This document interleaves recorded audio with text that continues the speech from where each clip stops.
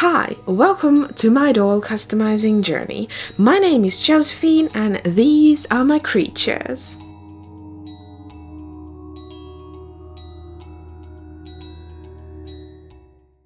In last year's Valentine's Day special, I created a love bug character called Nancy. And in that video, I talk about the idea of creating a husband for her. And after thinking about this doll for a whole year, I finally made it come to life. Let's take a look at the mood board I created for this doll and talk more about my ideas behind his character and design. In Nancy's video, I talk about the husband being her opposite, very stern and proper. I always pictured him being a professor of some kind. First I thought he was a writer, but the more I thought about him, I started to lean towards an academic career choice for him. In the end, I landed on him being a professor of psychology that has published a book specifically about the psychology of being in love. He also has a private practice where he sees his patients that are in need of couples therapy. Now that you have a glimpse of my thoughts, let's start making him. I have already started to work on him. If you want to know why I didn't include any of that, watch this video. The base doll this time is Gillington Weber from Monster High, and I love his face mold for this character. Because Nancy was inspired by a ladybug, I wanted to use another insect for the husband's inspiration. I landed on a mantis, particularly because I think it's hilarious to have a mantis as a couples therapist, when in real life the male mantis gets eaten by the female after the mating. And to insectify this doll, we needed to add more limbs and to elongate the body of the mantis. I also elongated his neck and exposed his hip joints more to create that more segmented body of an insect.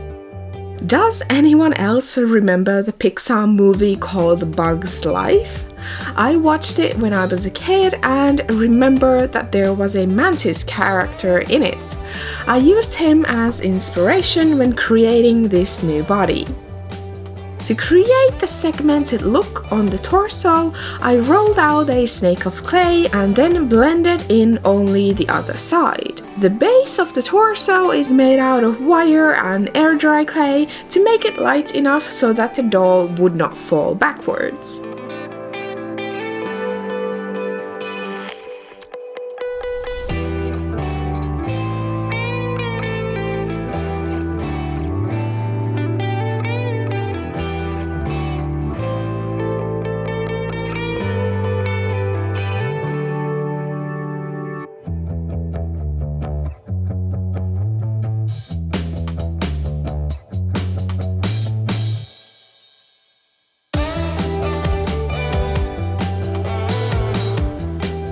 To create the extra arms for my mantis, I stole a pair from a Draculaura doll. I shaped the hands into stumps so that I could turn them into those signature raptorial legs.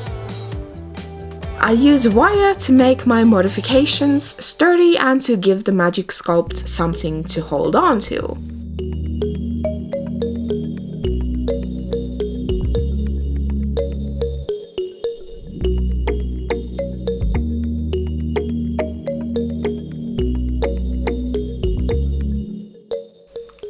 I simplified the legs a little bit and also used Gillington's original fins as a part of the design.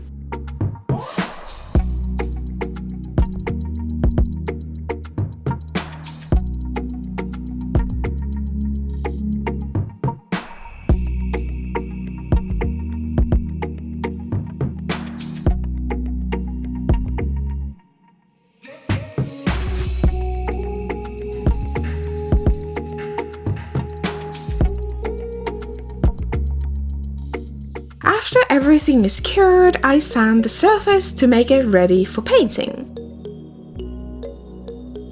I custom mixed a green color to match the fabrics I got for his outfit. Initially, I was looking for a very bright chartreuse kind of green fabric, but I could not find a suitable fabric in that color, so I opted for a darker green and a mustardy yellow. And I also found this amazing polka dot fabric that complemented the mustard yellow so well. I think I had to do 5 layers of the green paint to get an even color.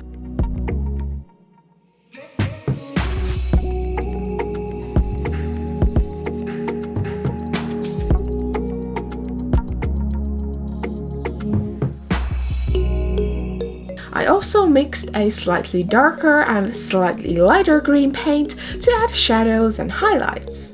This was fun to paint, but I do think adding shadows with pan pastels is way easier.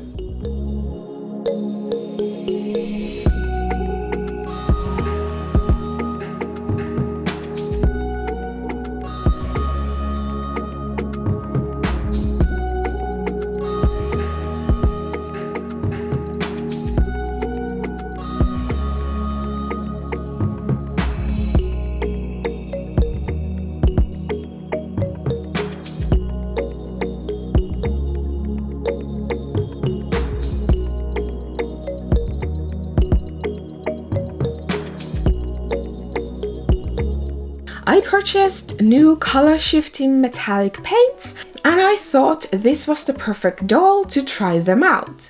The shift is the most prominent over a black base, but I didn't want the underside to be too distracting, so I went with a dark green instead.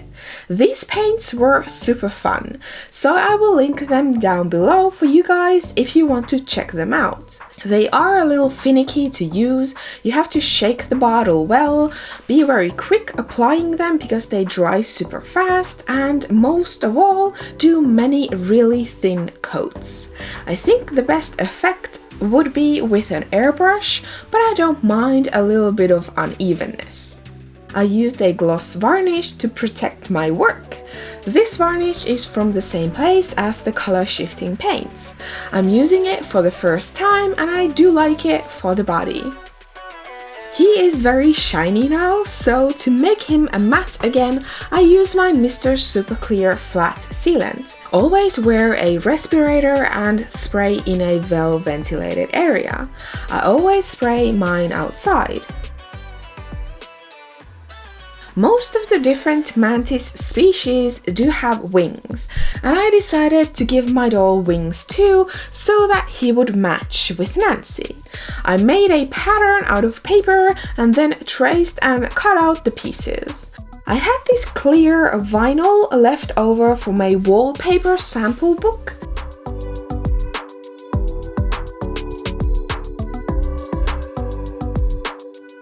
I'm also using this plastic cording that me and my sister used as kids to make charms and bracelets out of.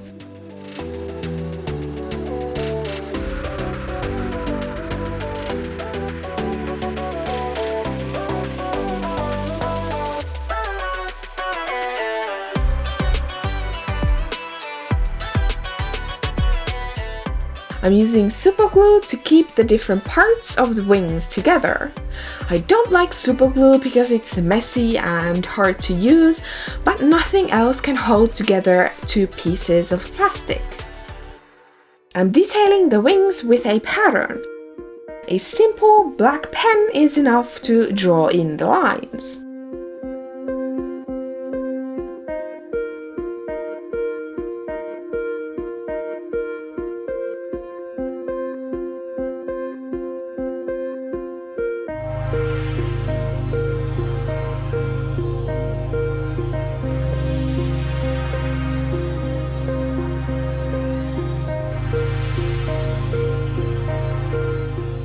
I want the wings to be able to move, so I'm using this plastic cording and some wire inserted into it to create the movement.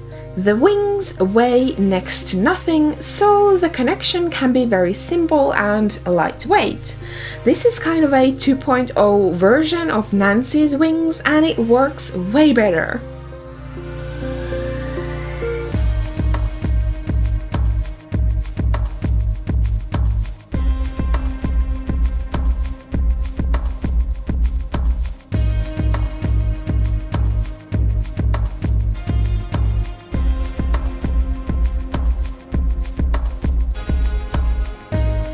Let's give him a face next. I was super excited for this part and even created a sketch of his face in my sketchbook. I start by using a slightly darker green pencil to map out the features.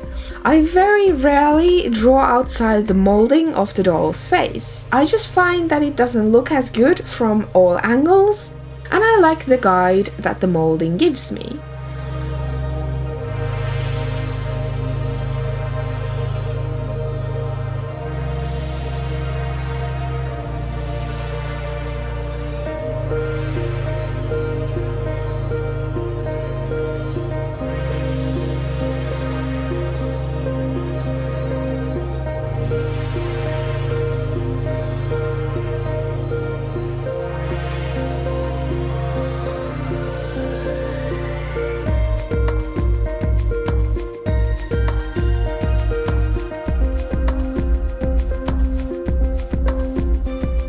On the second coat, I go over everything and layer the pencil to get the color payoff I want.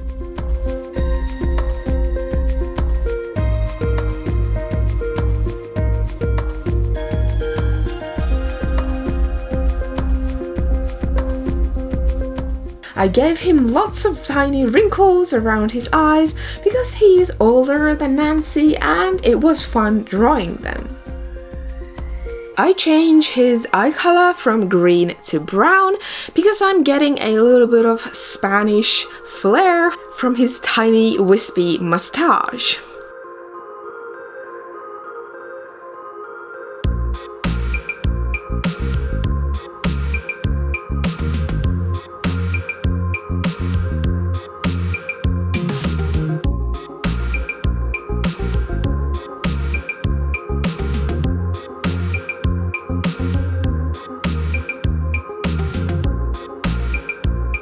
When you see me using this tiny white brush, almost always I'm lifting the watercolor off of the pencil to get more pigment and sharper and crisper lines.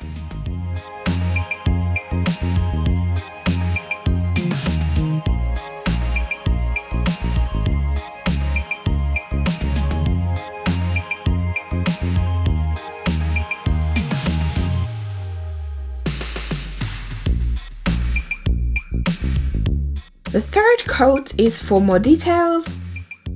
I add the shadows to the eyeballs with grey pencil and draw in the eyelashes.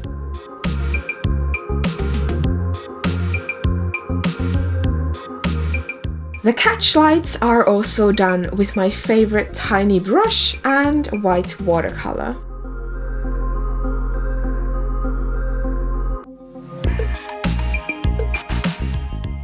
After the final coat of sealant, I decided to add a tiny bit of that color shifting paint to his irises.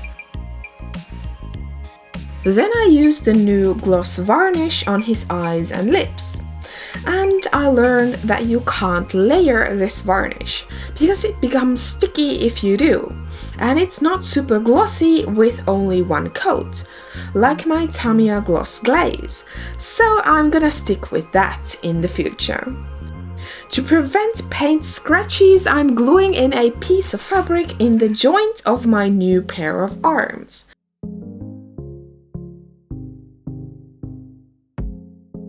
To string the arms, I'm using elastic. I didn't have any thicker elastic, so I doubled the elastic to get the tension that I needed.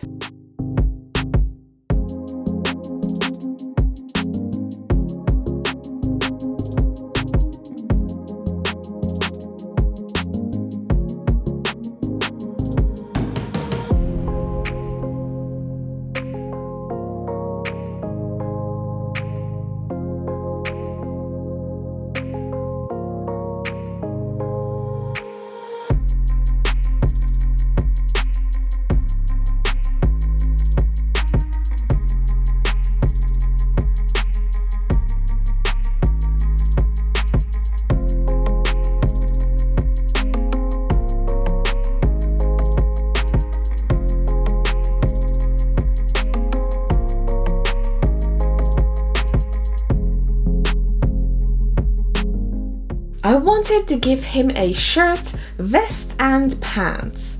I have patterns for all of those things already, but because he has the mantis torso sticking out of his butt and a second pair of arms, I thought it was best to make new patterns for him.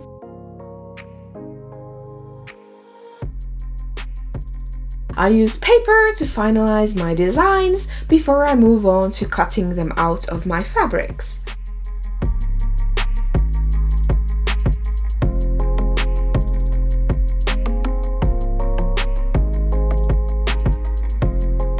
Here are all the pieces for his outfit.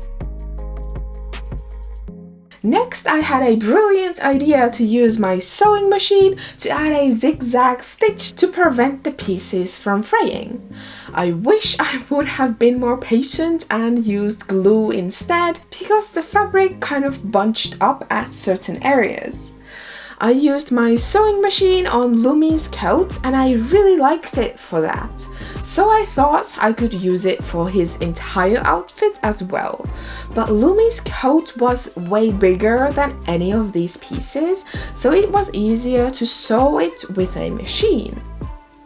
I'm kind of all or nothing type of person, so I like to sew my doll clothes either all by machine or all by hand, but the best result is to use both. So that is something I need to teach myself to have the patience for.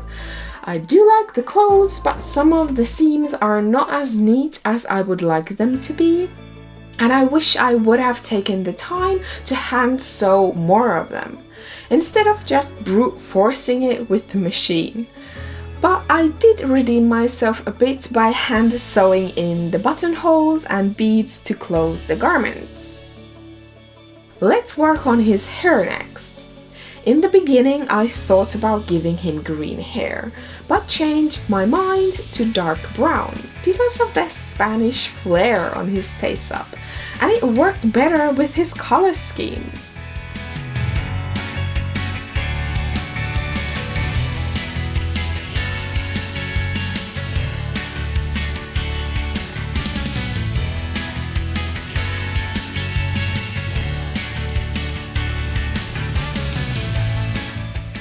I'm giving him a similar haircut as what my Freddy doll has. I start at the nape of the neck and work my way up towards the part.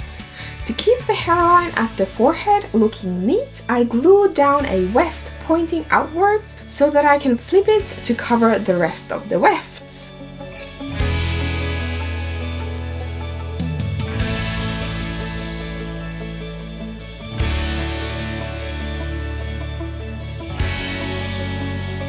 A toothbrush is a great tool for taming yarn hair, and I also used water and hairspray to style it. But the best tip is to wrap the damp hair in cling film to get it to lay flat.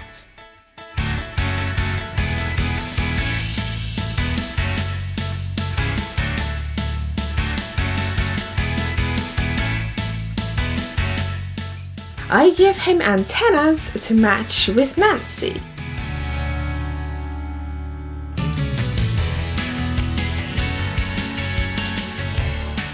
Mantises also have big bulging eyes on the sides of their head, so I wanted to bring that element into my doll by giving him glasses. I ordered these glass cabochons originally for my Blythe doll to give her custom eye chips. I start making his glasses by protecting the lenses with tape and gluing a piece of wire to connect the two. I wanted the glasses to be able to fold, so I'm using the same wire and vinyl cording as I did for his wings. Now I just glued a stopper at the end of the wire and then inserted it and bent it to shape. I used Magic Sculpt to encase the wire and give the glasses some shape.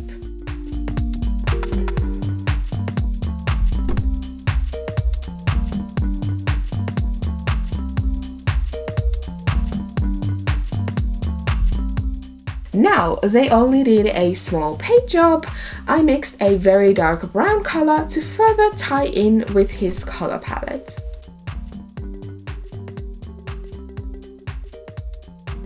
I wanted to give him loafer style shoes, so I searched some on Pinterest. Nancy also has customized factory shoes instead of full custom shoes, so I opted for the easy route for him as well. I'm using some dark brown velvet, golden jump rings, and a tiny sliver of the same fabric used on his vest. I also made a tiny bow and a mini pocket watch for him as well. I ordered a proper UV lamp from the same website as the paints and varnish, greenstuffworld.com, and to finish off the pocket watch I'm using a very tiny blob of UV resin. I hope to get more into resin in the future, but I think it's safe to start out small first. By the way, this video is not sponsored by Green Stuff World. I just thought I would mention their products because they are new to me and I'm pretty sure someone would ask where I got everything from.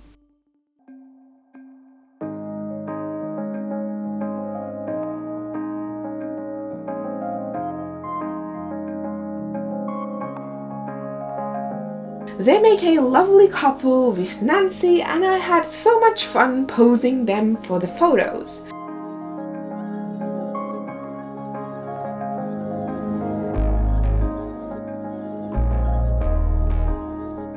I absolutely love how expressive he can be with his body language because of the extra pair of arms, and as a character he feels complete and whole. There is always things to improve on, like my patience, but I really do love how he came out. I decided to name him Ernest. It is an old-fashioned name that also sounds a little derpy, so it's perfect. Here is another fun fact for you guys. Because of a translation error, Valentine's Day is not called Valentine's Day in Finland. It's called Ystävänpäivä, which directly translates to Friends Day. So, Finnish people don't celebrate lovers on Valentine's Day, but friends and friendships. So, don't worry if you are single on Valentine's Day. You can just say that you are honoring your made-up Finnish roots by spending the day with friends on a Skype call.